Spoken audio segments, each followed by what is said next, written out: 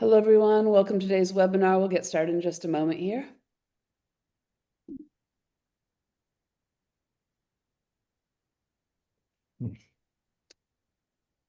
All right, hello, and thank you for joining us for the latest webinar in the Quick Quake Briefing series hosted by EERI's Northern California Regional Chapter.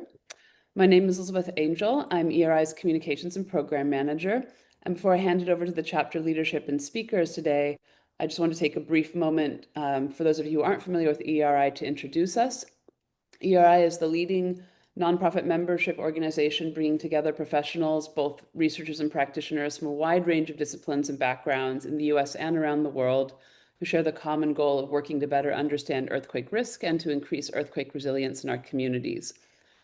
So if you are a member, thank you for being part of EERI. If you're not, we encourage you to join us, and I'll drop a link in the chat later to show you how to do that. But we'd love for you to be part of our work. I also want to acknowledge that this webinar series is made possible by funding and support from the Federal Emergency Management Agency, from the Learning from Earthquakes Endowment Fund, and by EERI members like yourselves. I also want to thank our EERI 2025 subscribing members for their support, particularly Computers and Structures, Inc., our visionary level sponsor. And then we have a couple of upcoming webinars I want to let you know about in this series. We'll be having one hosted by Morgan Griffith from Exponent, focusing on earthquake damage assessment and repair for housing. That will be on November 6th. And then we have another in our Earthquake Spectra Journal issue highlights webinar series coming up later in November with two really interesting papers. And those links for registering will be in the next issue of the Pulse newsletter and will also be on the upcoming event section of the EERI website. So on that note, I want to turn it over to Richard McCarthy, who's the president of the Northern California Regional Chapter.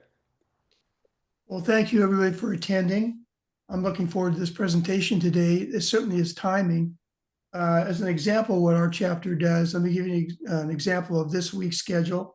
In addition to today's webinar, tomorrow the EERI will be participating in a function recovery meeting at the legislature to define functional recovery for the ledge staffs, because they're not quite familiar with what that is. And then on Thursday is the Great California Shakeout at 10:18 in the morning. We'll be participating in that. So this presentation today is very timely. I've seen a lot of interest from the news media on Cascades abduction zone and its relationship to the San Andreas. So I'm very interested to hear what our speaker has to say about this event in Russia. So Bruce, I'm going to turn it over to you to introduce our speaker, please. Thank you, Richard. Welcome to our webinar on the tsunami aspects from the magnitude 8.8 earthquake that struck the Russia Far East in July. My name is Bruce Mason. I'm one of the executive board members of the Northern California chapter, and I'll be serving as your moderator today. This is our fourth Quick Quake briefing this year. These events are free. They're open to anyone to view. You can view them live like today, or they're also available on the YouTube channel.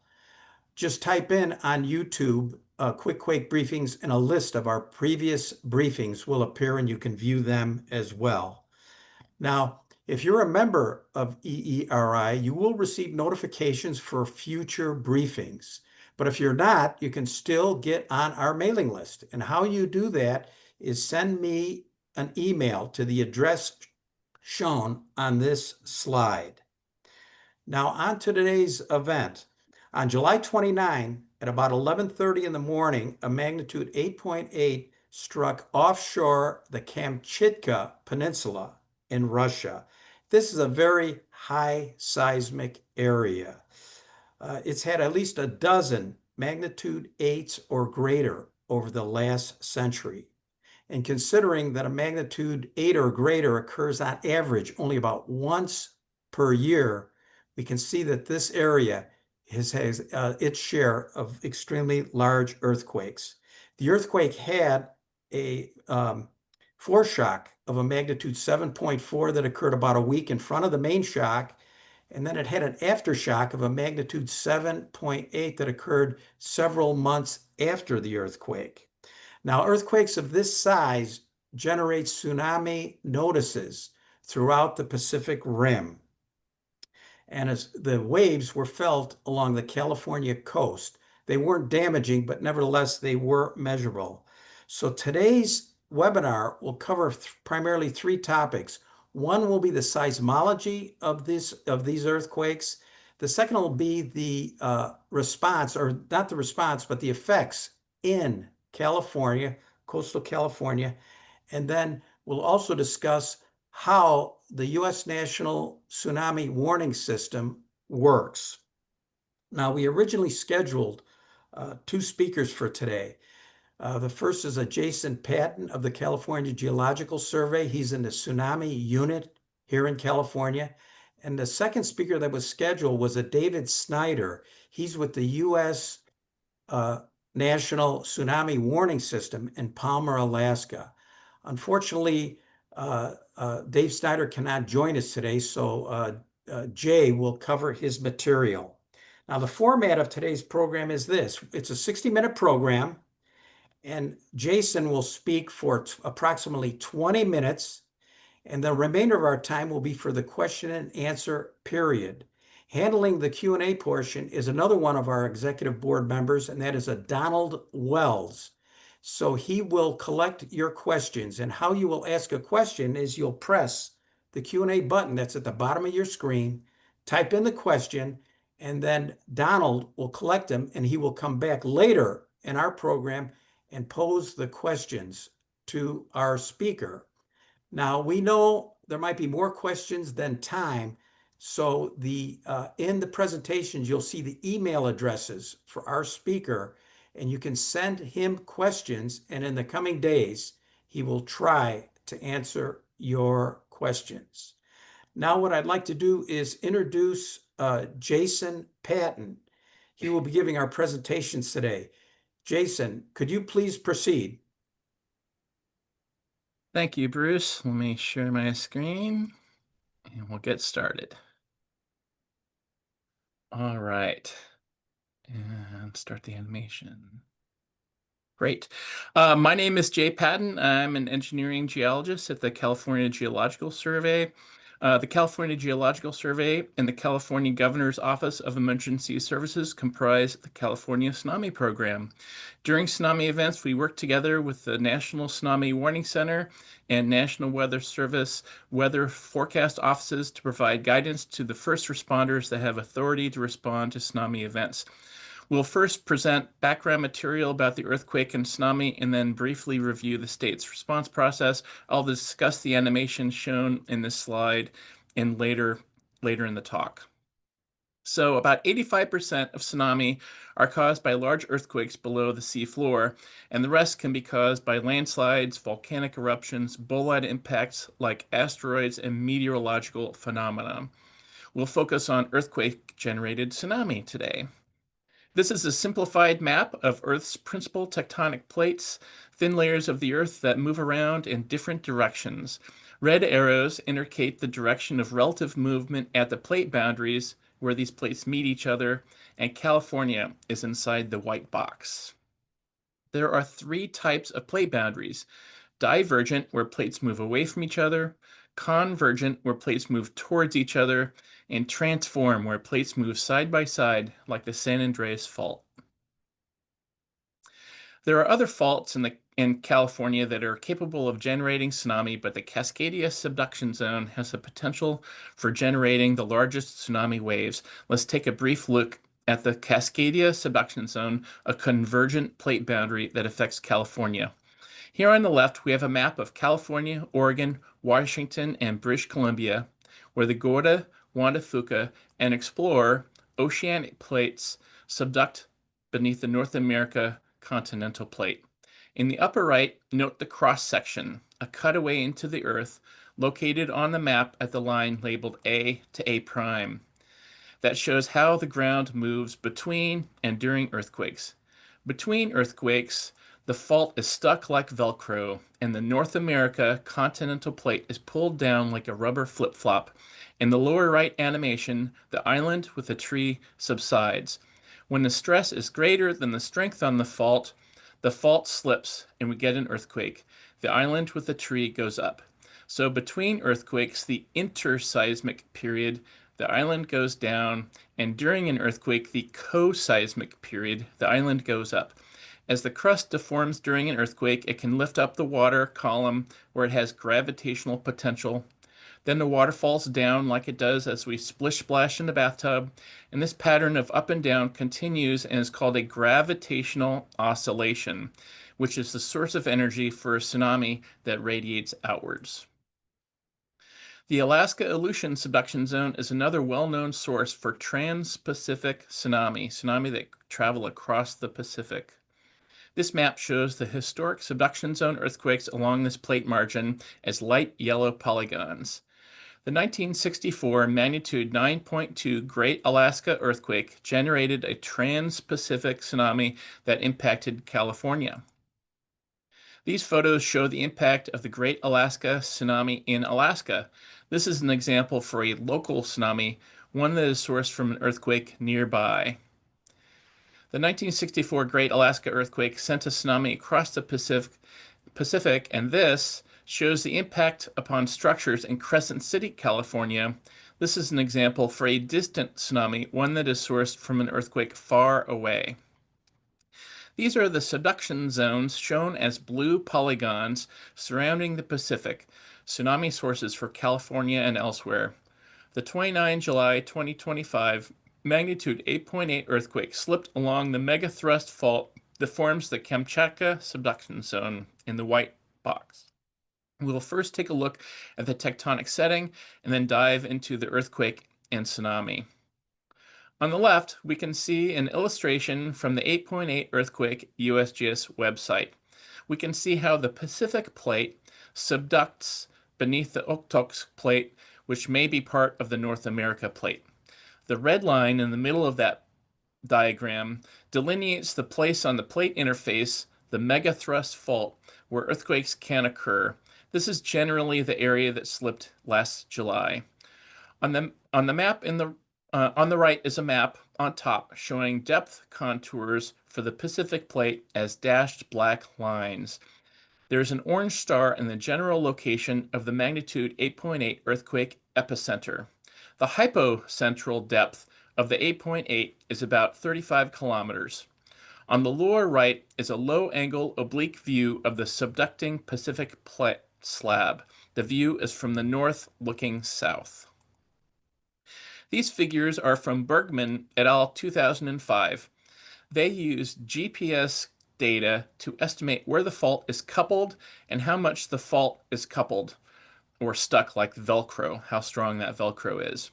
The map on the map on the left shows vectors representing velocity to show that some GPS sites are moving to the northwest faster than others.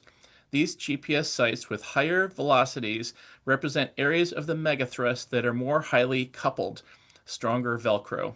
The map on the right uses color to show how the fault is coupled. Red shows areas of the fault that are more highly coupled or stronger Velcro, and blue areas show areas that may not be coupled and might be going through aseismic slip. They are slipping all the time. Areas that are not coupled are not storing tectonic strain to be released during an earthquake. Johnson and Satake in 1999 used inversions of tide gauge data from Japan, North America, the Aleutians, and Hawaii to estimate the slip distribution for a 1952 earthquake from Kamchatka. The slip distribution for an earthquake refers to how some parts of the fault may slip more than other parts of the fault. They found two areas of a high slip shown in dark red on the left map, on the down dip portion of the fault. The lower right plots show their simulations as dashed black lines, their tsunami simulations, versus the tide gauge observations shown as solid black lines. This is a map from McInnes et al. 2010 showing outlines of historic earthquake ruptures in the region. Their research sought to refine the slip distribution for the 1952 earthquake, magnitude 8.8 to 9 Kamchatka earthquake. The 1952 epicenter is shown as a white star, and the 1952 rupture area is the largest gray polygon. These geologists explored different possible slip distributions to create tsunami models. Then they compared the tsunami model results with field observations of tsunami run-up from the 1952 tsunami. On the left are the slip distributions used by McInnes et al. 2010. On the right are the 5 best fit distributions of slip. To the right of each slip distribution, so these 5 here, if you can see my cursor, are the 5 best fit slip models. To the right of each slip distribution are the tsunami model results plotted along the coast. Symbols represent tsunami run-up elevations, and the color of each bar represents whether the model results for an underestimate, an approximate match, or an overestimate. Note that the maximum slip may have been up to 28 meters. It's a lot of slip. Here's a simulation from the USGS showing how the seismic waves may have passed through the Earth following the 8.8 earthquake. This is available on their website.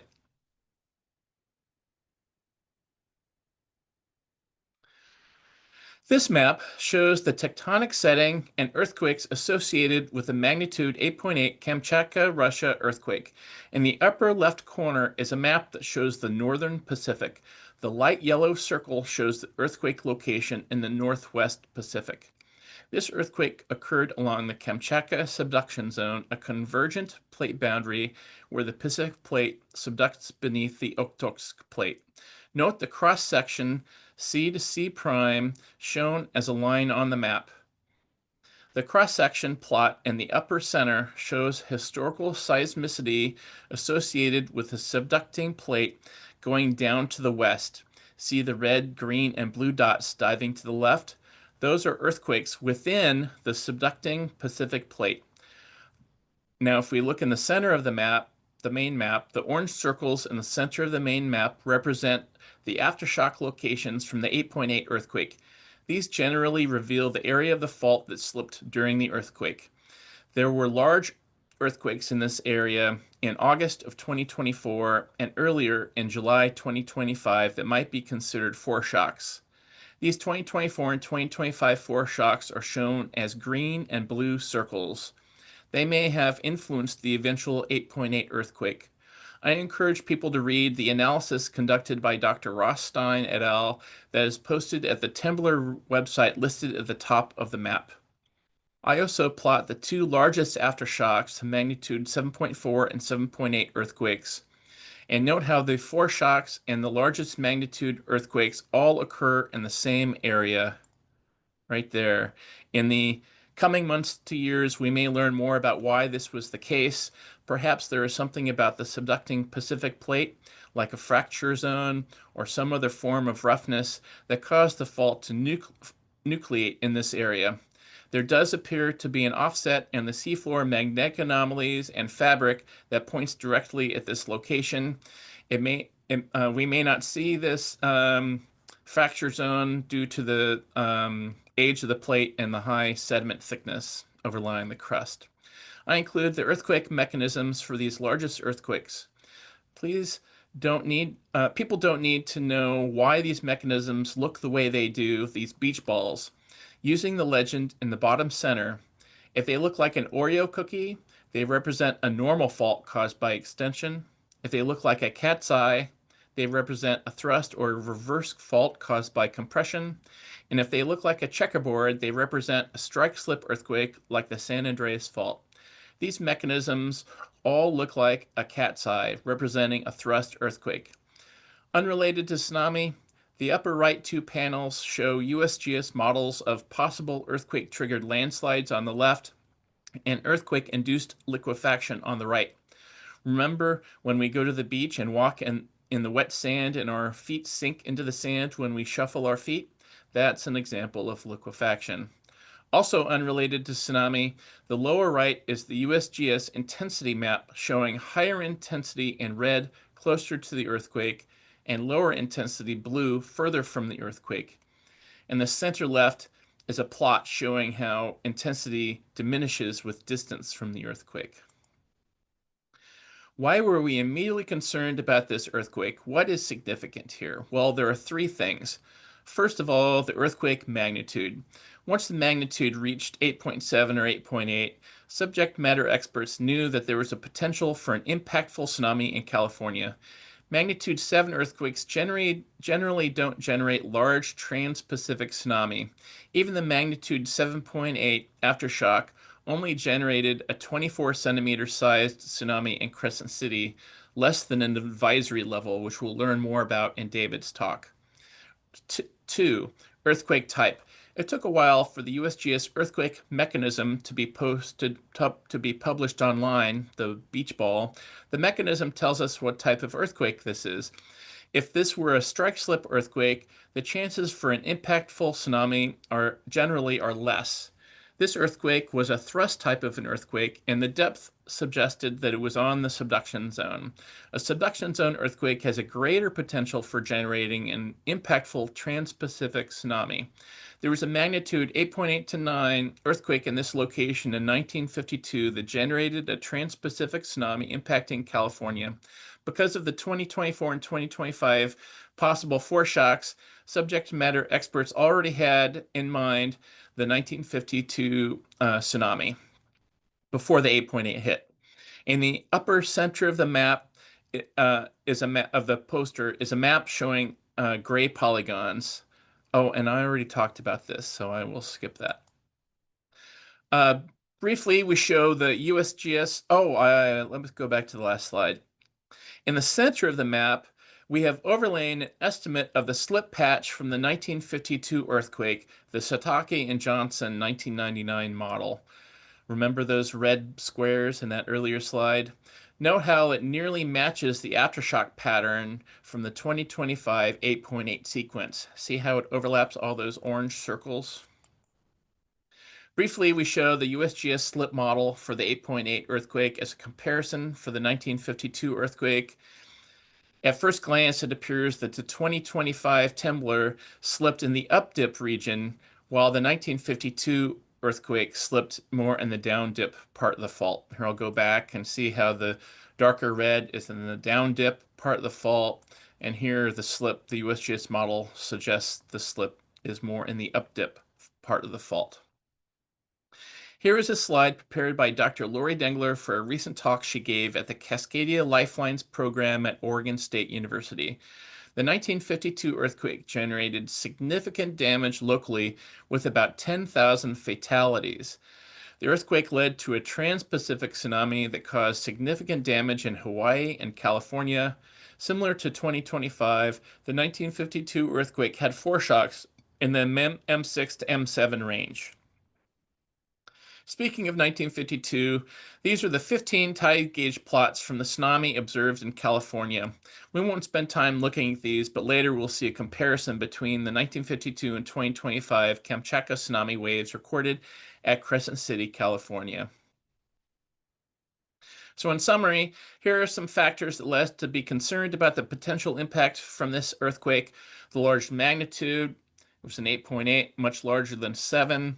Earthquake type, subduction zone earthquakes generally generate larger tsunami than do strike-slip earthquakes, and the historical analog, the 1952 earthquake generated trans-Pacific tsunami that caused damage in California. And here's a description from the NOAA tsunami database. At least 3 fishing boats were wrecked. 1 was overturned but righted. Heavy concrete moorage anchors were ripped loose and strewn about the harbor, and the bulk of boats saved only by being taken out to sea for 24 hours. Water would rush into the basin, then recede every few minutes, buffeting anything in their path. So here's that comparison I mentioned between 1952 and 2025, as recorded at the Crescent City tide gauge. There's a legend in the upper left showing the difference between wave height and amplitude. On the right, The upper plot shows 1952 and the lower plot shows 2025. The 1952 plot shows the raw tide gauge observation, and the 2025 plot shows the detrended data, the observations with the tide removed.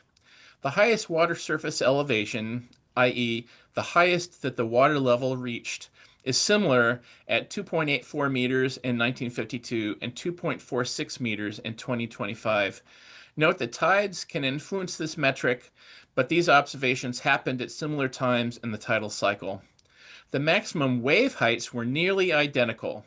In 1952, the maximum wave height was 2.03 meters, and the 2025 maximum wave height was 2.01 meters. This is a common observation at different locations throughout the Pacific between these two tsunamis.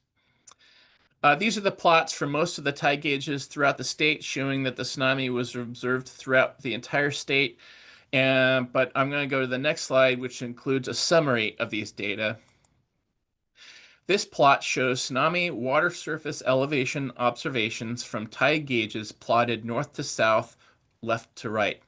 The maximum wave height is plotted in light green, the maximum amplitude is plotted in dark green, and the maximum observed water surface elevation relative to mean low water are plotted as light yellow circles.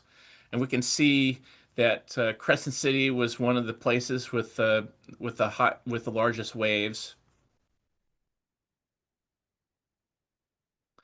The Surface Water and Ocean Topography, or SWOT satellite, can measure the water surface elevation of the ocean, and this satellite orbited across the Northwest Pacific shortly after the earthquake.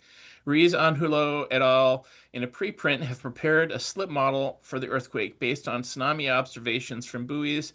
These satellite observations and other constraints to model tsunami waves, and the authors posted the animation on the right to social media, and this animation shows how their tsunami modeling matches well with the SWOT observations.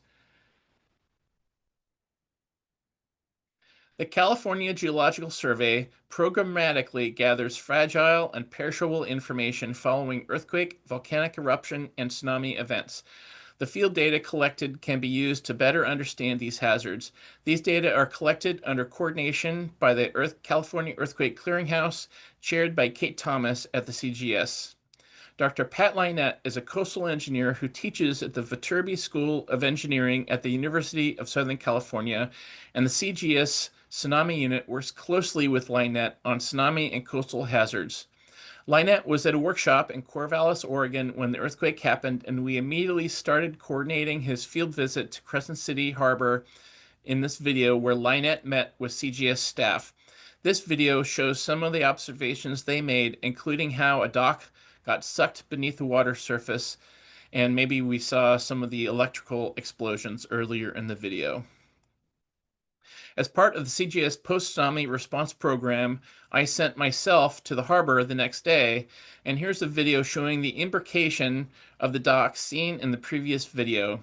These docks are termed attenuator docks by the manufacturer.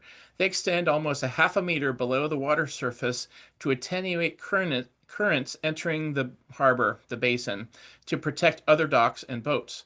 In our recently published paper, led by Pat Lynette, we hypothesized that these deeply floating docks formed a narrower opening into the harbor, creating a Venturi effect, and this caused the docks to be sucked down below the water level.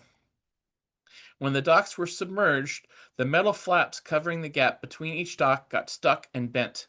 The photo on the right shows these metal flaps with the Harbor District office in the background, which has a blue line representing the 1964 Great Alaska Tsunami as observed there. Here we see how the metal flaps broke through the cable insulation, causing the explosion seen in the earlier video. When they rebuild here, hopefully they make these flaps wider to avoid this type of failure in the future. The CGS worked with Cal OES and local partners to prepare tsunami hazard area maps based on probabilistic tsunami hazard analysis results. These maps show areas that should be avoided during tsunami events. Evacuation maps show the tsunami hazard area in one color and the area outside of the hazard area in a different color. To avoid harm from a tsunami, move outside of the tsunami hazard area.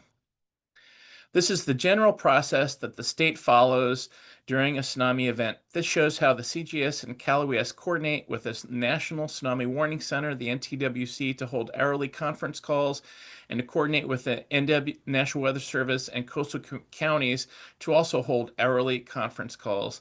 These calls proceed during the life of the event. More details about this process will be presented at a later EERI quick quake briefing, and we hope to learn more about how the states responded to the tsunami alerts during this event. In summary, the state worked nonstop for 39 hours between the earthquake and the final cancellation by the NTWC. And I'd like to highlight how there were no casualties and no injuries. Okay, now I will stop this slide presentation and shift to the other one.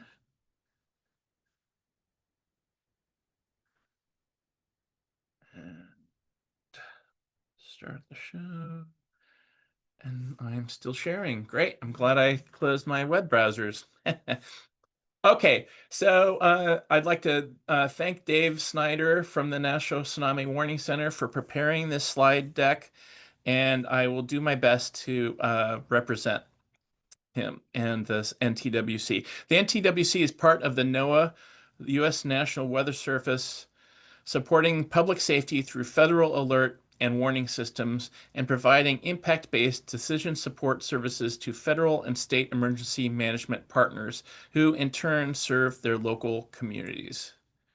A tsunami is a sudden displacement, creating a series of long waves, usually caused by large undersea earthquakes, undersea or coastal landslides, undersea or coastal volcanic activity, certain weather-related phenomena, and meteorites. In the deep ocean, tsunamis move up to 600 miles per hour and may only be a few inches high at the surface. There is no impact to vessels in deep water. At the coast, water and energy are focused into a series of powerful waves that shoal and build as they slow down, creating a widespread, powerful flood from the ocean. Some things to note is that the first wave is not necessarily the largest. Tsunamis can generate dangerous currents, making it dangerous or impossible for vessels to navigate safely, even if waves are not especially large. And tsunami waves may last for hours. To note, a tsunami is not the surf, a wind wave, a tidal wave, or a rogue wave. The deeper the water, the faster the wave. Number one. Number two, conservation of energy. For subduction zones, the water is deep at the source, so there is a large volume of water that serves as the source of energy. This energy is generally conserved across the ocean. Number three, there's no such thing as early warning for tsunami. Unless we are warned through official notifications, a distant tsunami may arrive without notice.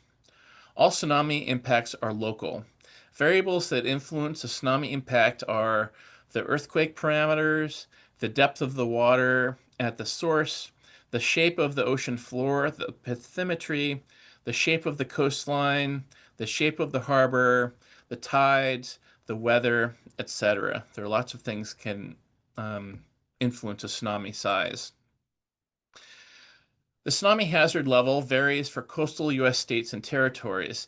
Given the large number of people who live, work, and play on the coast, even where the hazard is low, the consequences are high. This graphic shows different regions of the U.S. states and territories and classifies them relative to their tsunami hazard. Red is high to very high, and green on the right is very low. This is why earthquake alerts don't and won't work for tsunami. It takes a little time for the experts at the NTWC to determine the potential impact of a tsunami. But initially, the warning centers presume that a tsunami exists until it cannot be ruled out with observations. There are three types of observations for tsunami. Each plays a part at a different time in the process. First, there there's earthquake monitoring. The NTWC operated and worldwide partner networks detect local and global earthquakes. Number 2, DART buoys, deep ocean water level observations from DART buoys, plus worldwide partner-supported networks detect deep ocean water changes indicating a tsunami is present, and this can tell us something about the size of the tsunami. Number 3, coastal water level observations on instruments like tide gauges. NTWC operated stations plus NOAA and worldwide supported tide gauge networks measure a tsunami once it reaches the coast. Tsunami is a water level problem which can't be solved by earthquake data alone. It just starts the story about 80% of the time. These are the 4 tsunami alert levels. From bottom to top, information statement is a no threat message. This is an NWS alert unique to tsunami. A watch is not like a weather watch. Tsunami watch is issued with reasonable confidence that a tsunami is occurring. However, the impacts to the coastline under the watch are not yet known or uncertain. Advisory is a coastal nearshore warning. Mariners should treat it as such, including liveaboards. The expected impact may be of tsunami amplitudes between 0.3 and 1 meter in size. Warning is a catastrophic event where dry things get wet. The expected impact may be a tsunami amplitude in excess of 1 meter in size and is the least likely event for most coastlines. Tsunami cancellation criteria. Cancellation requires 3 hours without a peak amplitude above 1 meter or 3 feet for a warning or 0.3 meters for an advisory.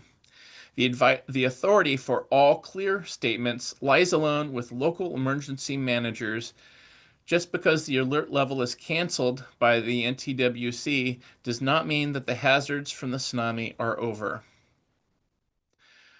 Here's the process in a nutshell. This is the ideal for far away quakes, distant tsunami that send a tsunami across the entire ocean. The December 5th, 2024 Northern California earthquake and tsunami was much faster with a compressed timeline that makes this much harder. Excuse me.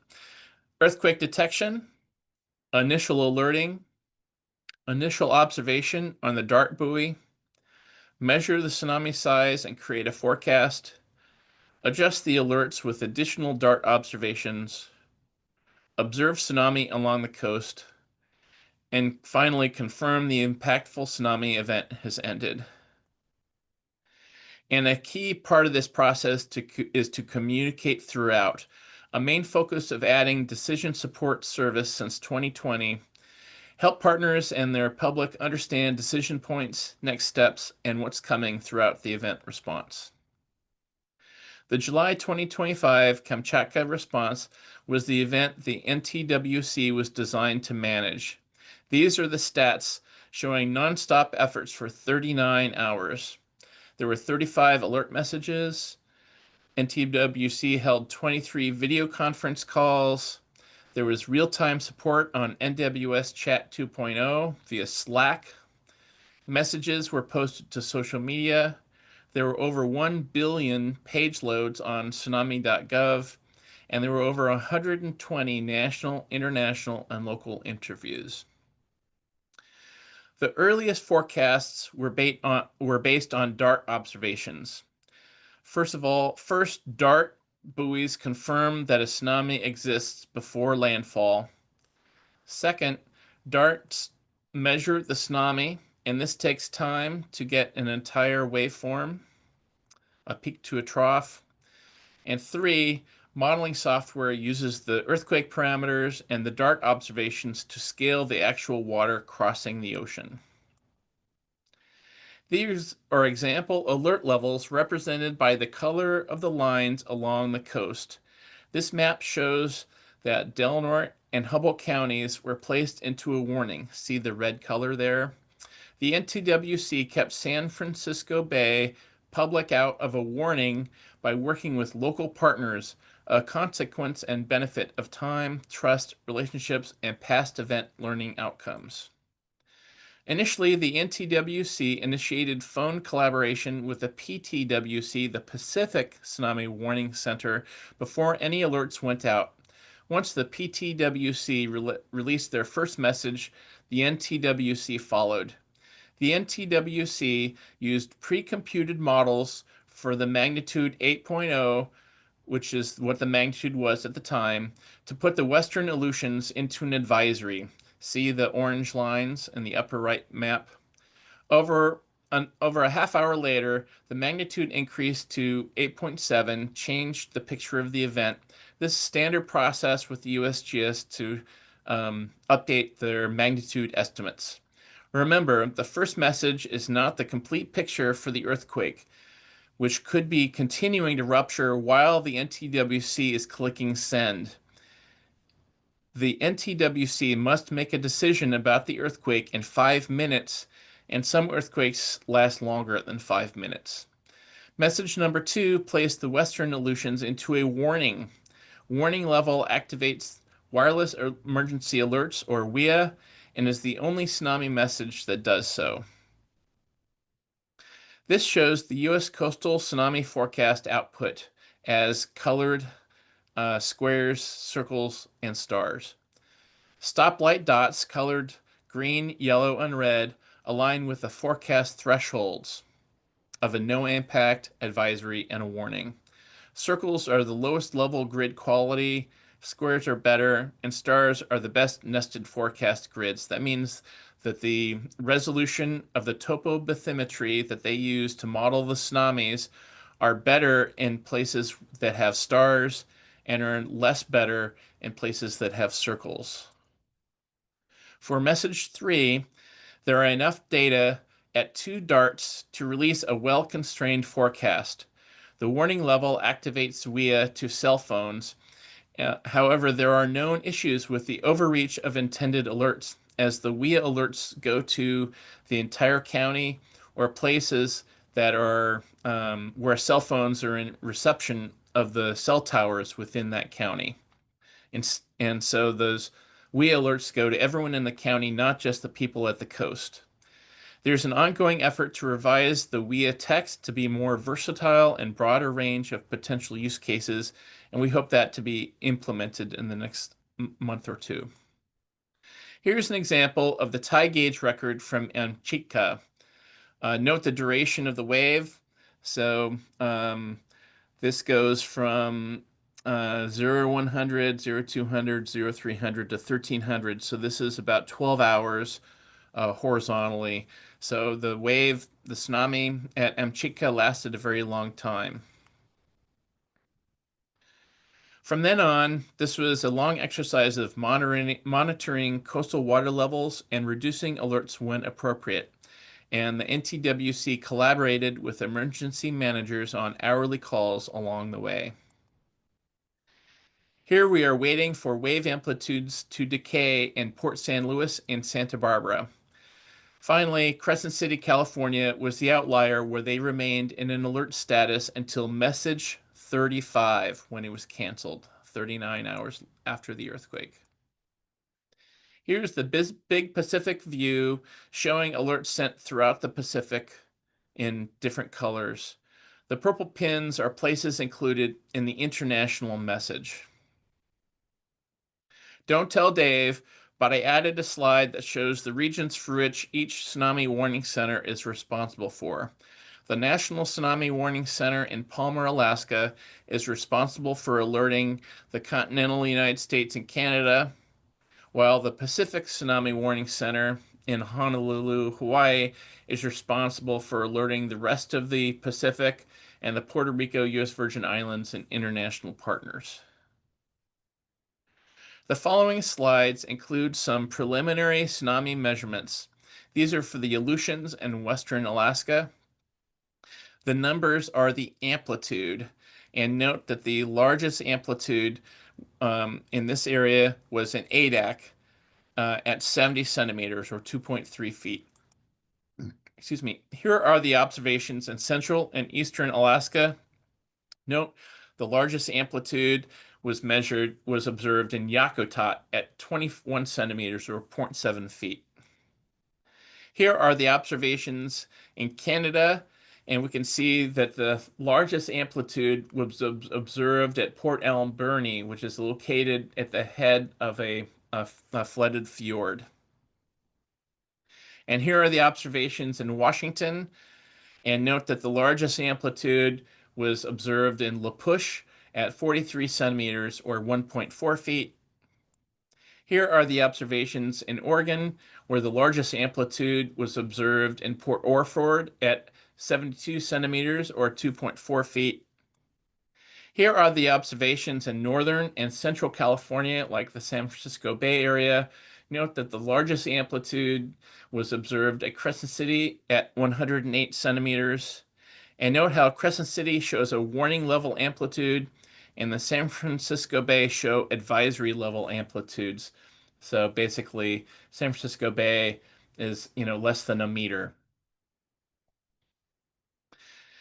Here are the observations for Southern California, all at advisory level. The largest amplitude being Port San Luis at 85 centimeters or 2.8 feet.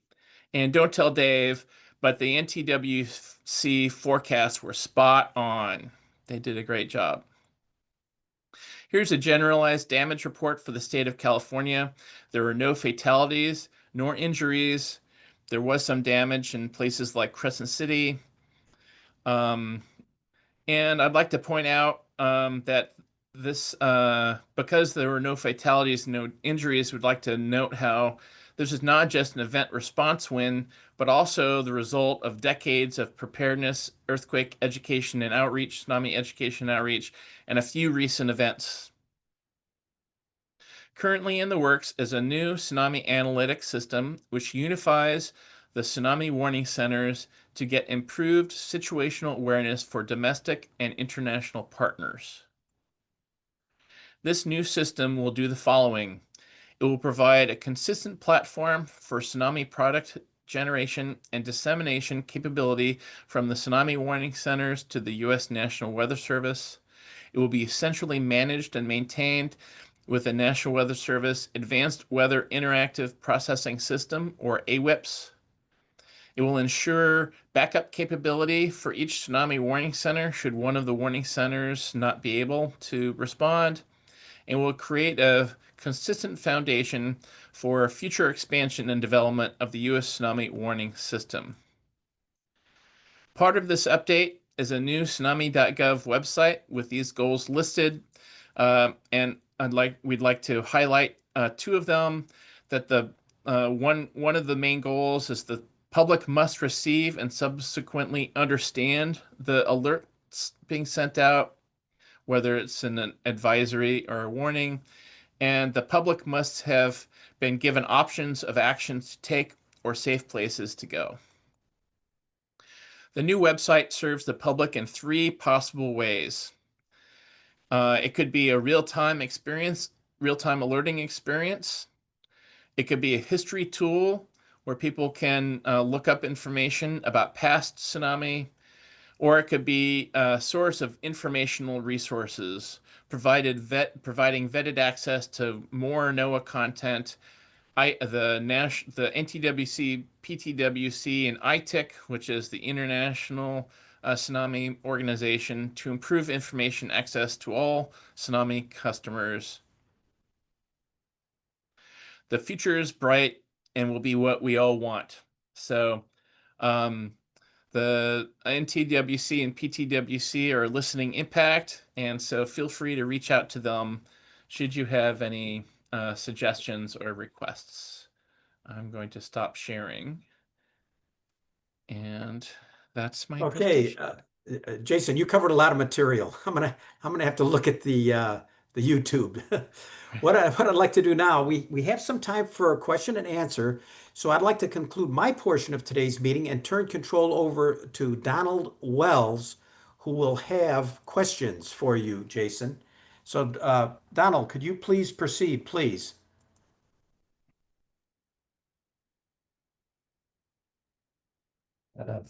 Working on getting myself back online here. We have a couple of questions. Need a few seconds just to read them. Well, I'll start with the first one.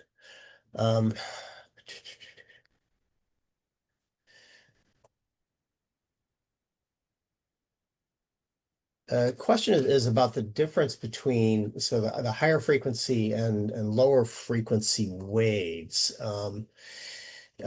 Jay, you were talking about that there's a series of waves, and the first is not necessarily the largest. And the question is, in addition to those higher frequency waves, there's a very low frequency wave where the water level can rise for several hours.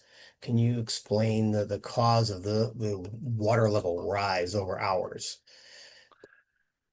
I am not a physical oceanographer, sadly. And so I'm going to have to please send me an email to jason.patton@conservation.ca.gov, and I'd love to follow up with you on that question.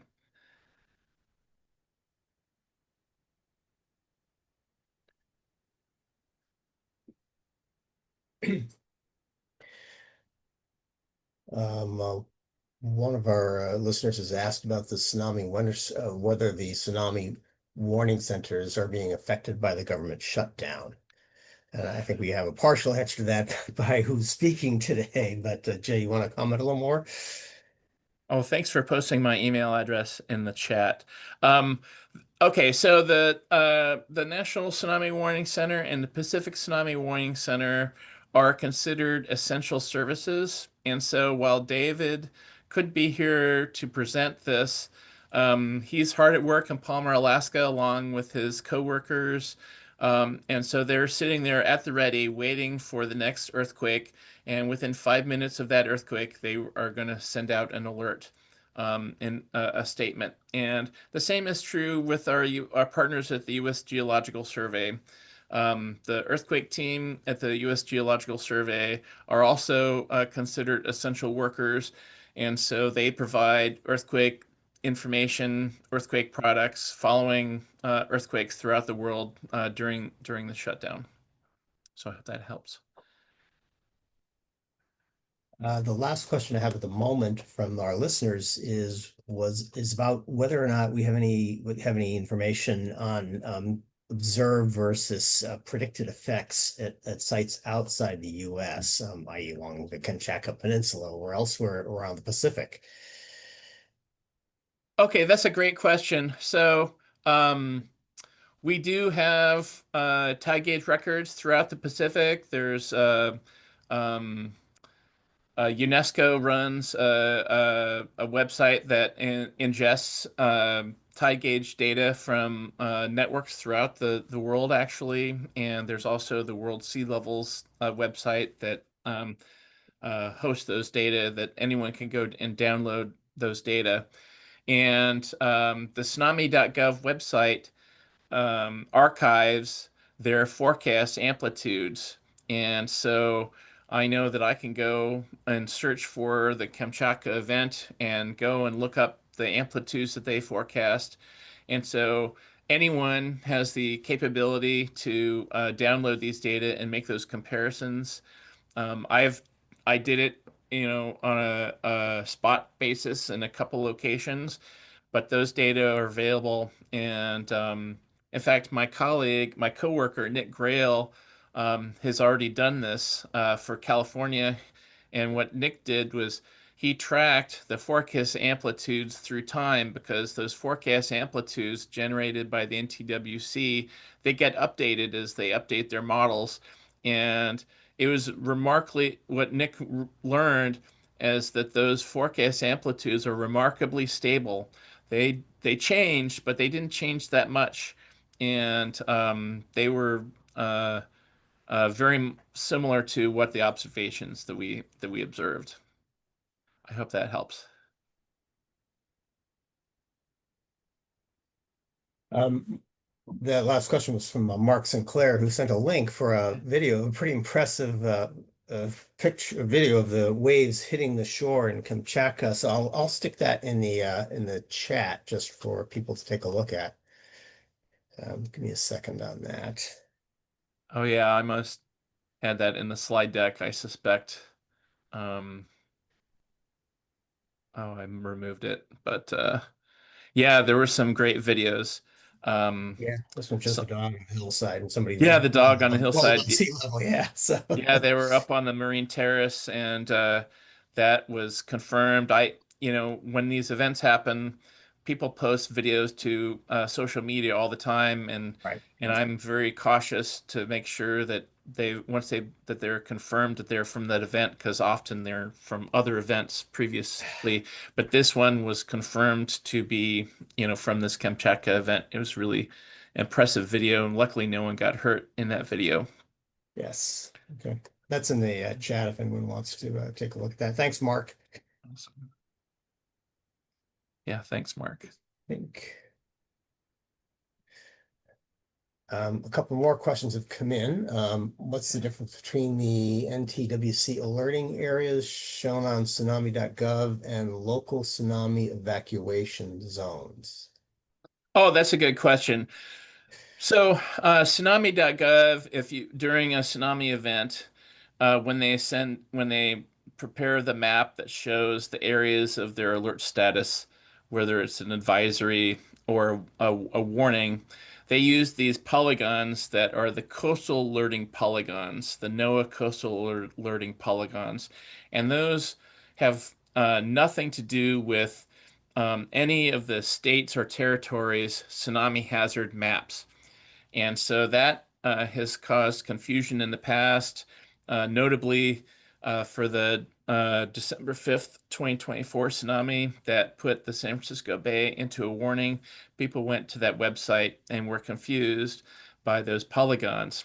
And so we're working with the NTWC and the PTWC, but most for us, the NTWC, to find a way of using the state polygons of the tsunami hazard areas as part of that to update that process so that when tsunami.gov has their map and they outline the warnings and the advisories, that they actually use the state polygons and not the coastal alerting polygons, which made sense at the time when they started it, but through practice we've learned that we can make things better. And they're always interested. The NTWC has been a great partner with the state and with all the states and territories, and they're receptive to getting input. And this is something that we're working on with them.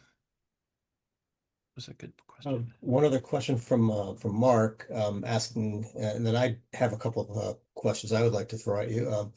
Do the models capture local coastal profiles? Okay, so if that's a really good question. So if we remember the map where I showed, it was in Dave's presentation where I showed the forecast points, and there were different symbols. Some of them were circles, some were squares, and some were stars. So the NTWC, when they generate their tsunami modeling, their models, they have in different areas they have bathymetry, with some areas have better resolution, so smaller pixels, in other areas that the resolution is not as good. And so in those places where the resolution is better, if you went back and looked at the slides where those stars are, those are going to have the better resolution that we want. Yeah, I think I'll just leave it there. Hopefully that helps. One person had asked, I heard you generate earthquake reports. Where can I find out more information about those reports? And maybe put a link in the chat for that. Or we can post that with the webinar. Yeah. So I'm this not is sure if they my mean hobby. you or the CGS or NOAA. So my hobby is to generate earthquake reports. Your reports, And yes. what I'm going to do is put a link to the Kamchatka 8.8 earthquake report in the chat. And so this is not part of my work, and so I don't represent my employer at at that website. But there's lots of, it's a fully volunteer, it's not monetized, and it's just basically an education and outreach effort to help people learn about the tectonics and tsunami information. And of course, for detailed technical information, you're showing some of that, but a lot of that comes directly from the USGS, and they assemble it on their website as an earthquake report for that particular earthquake through the Advanced National Seismograph System website, ANSS. The recent U.S. earthquakes sort of is a way to Google that. Yeah, I rely heavily on earthquake Yes. products from the USGS, absolutely. And also, tsunami data from the NTWC, tide gauge data from NOAA, the IOC, and the world sea levels. Oh, thanks for posting that. One of the thing that caught my eye right away is, of course, this was, to me, was a repeat of a massive subduction earthquake in the same area as one that happened only 70 years ago. And it was interesting to see the two comparisons of where the slip occurred, down dip in 1952 and more up dip on the interface in 2025. So that explains a little bit about how you could rupture, the same area twice in just 72 years.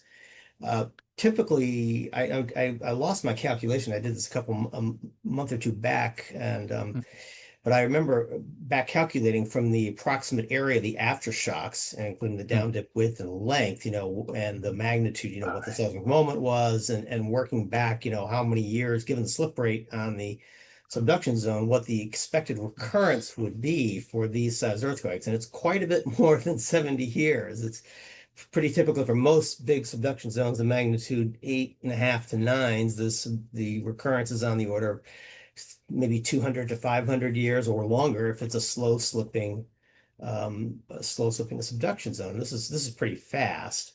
But nevertheless, this really illustrates the variance in the expected return period for large subduction earthquakes. It's not as simple as saying on the average they happen every 300 years, that we don't have to worry about Cascadia now because that ruptured in 1700 or something. So we've got another 100 years to worry about that. No, in fact, we might need to, well, actually, the return period there is closer to 500, I think. So, but that just shows us that we might need to worry about these things, almost, within less than half the average return period. What do you think about that? I'm glad you brought that up. That's really interesting. If you go to that Tumblr article that I posted the link in the slide deck, you can search Tumblr Kamchatka Ross Stein and find their report. They talk about this also. And so yeah, that's a really short time between 8.8 to 9 earthquakes in the location, and it highlights, as you state, that there's lots of variability. So we look at the average return period versus, what's the, plus or minus, what's the standard deviation on that average. For example, in Cascadia, Southern Cascadia, the return period is about 220 years.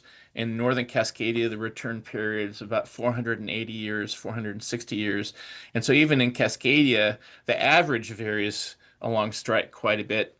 But those times between earthquakes can be much longer or shorter than the average.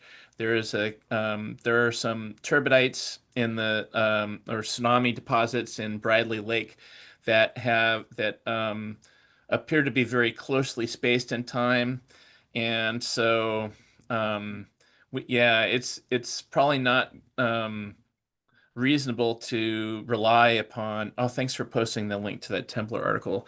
It's probably not useful to rely upon the average return period for any of these regions, even though that's sort of what we're left with to do engineering design. It's all based on probabilities, and those probabilities are based on sort of like mean return periods and that sort of thing. Well, it really points directly to you need to adequately encompass the uncertainty in the occurrence. You can't just use the mean information. You need to look at the range, and you need to incorporate that by looking at the fractiles of the distributions. Absolutely. So, And so let's say let's say the return period is 500 years for a subduction zone. How long of time do we need to have before we can actually have data that shows that the body and the range? You know, if, do we need 30 earthquake cycles or 100 earthquake cycles to really have a good understanding of what that body and range is? And in most places, we don't have that, especially for crustal fault earthquakes like San Andreas, we just don't have that long of a record. Cascadia and other subduction zones, especially since the record can be uh, the record goes back much longer. For Cascadia, we have, about 10,000 years of recurrence data offshore and over 7, maybe almost 8,000 years of recurrence data onshore. But that's spotty onshore only goes back so far in some locations. We just don't really have a long observation period for these earthquakes. It's a really big problem. We've running over here a little bit. I know Bruce said he might have had some questions. I'll point to you, if Bruce, if you want to add anything. Otherwise, we can move on and go back to Richard. No, close.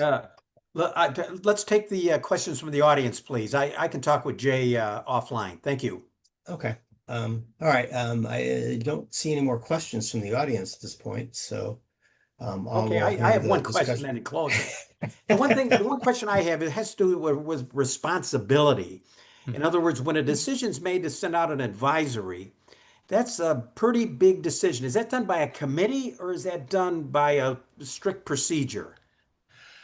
So the NTWC, I'm most familiar with the NTWC. I've been there for trainings several times, and they have a really strict set of guidelines and procedures, and those guidelines and procedures change through the event. So initially, all they have to work with is the earthquake, and eventually they have observations that they can refine their modeling and alert status, and so. Those decisions are based on the people who are at duty at the time of the tsunami. And so it's not based on a committee, although there might be a committee that has generated those guidelines, that they have, but it's all clearly defined, well in advance, Okay. and they follow those guidelines. And it works really well. Like I'm just amazed at how well their system works. Okay, so it's actually who's in the office at that time then, is that correct? Yeah, they have duty officers that are Okay. on call 24 hours a day and they Okay, good. rotate. Okay, good, that's it. Thank you. Great. Well, I want to thank Jay very much for both putting together his own presentation, but then taking on our colleague's presentation who couldn't be here today and doing a great job of presenting the information from both the national side as well as the California side. With that, I'm gonna hand this back over to Rich McCarthy, our chapter president, for closing. Hey, Jay, I agree with Don said. Great job, great filling in. Just one comment before I say goodbye. Over the last 40 years, I'm very impressed about our better understanding of the hazard, the subduction zones, how the waves propagate across the ocean, how we measure them, the response that our communities have, working with the federal, state, and local partnership. It's very impressive, and we'll try and advance in our seminar tomorrow a little bit about this. See if we can't get our tsunami warning issue more advanced in our legislature. So I say that. So thank you, Jay, very much. So I'll give this over to Elizabeth. Thanks again, Jay. Welcome. Great. Thank you so much again to our speakers, to the Northern California chapter for organizing this event, and to all of those of you who joined us. You can please complete the post-webinar survey that will pop up on your screen here in the webinar session as it ends. You'll also receive that by email tomorrow. You can learn more about EERI at our website and become a member. For future webinars, please check out the upcoming events page, and you can also find those listed in the Pulse newsletter. To support events like this, we encourage you to donate to the EERI Learning from Earthquakes Endowment Fund. And then finally, I just want to thank those who made this events like this possible. I'm sorry, a dog is coming in here. So this webinar is supported with funding under a cooperative agreement from FEMA, by EERI members like yourselves, and by the Learning from Earthquakes Endowment Fund. So stay tuned for future announcements, and we hope to see you on that follow-up webinar we discussed, and to include our planned speaker from today who couldn't make it. Thank you. Thank you. Okay. Okay, bye-bye. All right. Take care.